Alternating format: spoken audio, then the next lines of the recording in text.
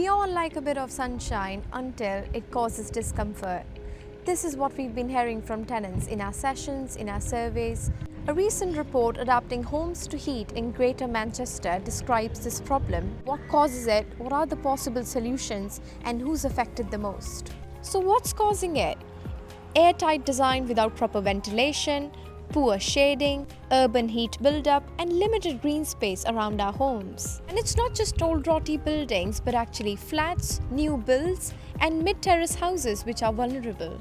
The researchers tested about 14 possible solutions to reduce overheating, from small steps to big retrofit. So what are the most cost-effective and affordable solutions? Using light color internal blinds, opening windows when it's cooler outside, and turning off lights and appliances in the day. And interestingly, when all of these measures were combined together, they reduced overheating by 60%.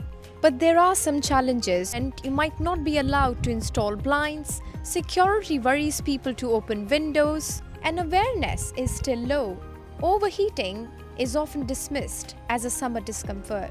Regulations, cost, and tenure are therefore the biggest barriers for at least people renting homes. The low-cost changes, as I said earlier, they aren't the most accessible solutions for tenants, and the expensive ones like external shutters cost thousands of pounds. So a little bit of warmth may help reduce our energy bills, but the discomfort is real.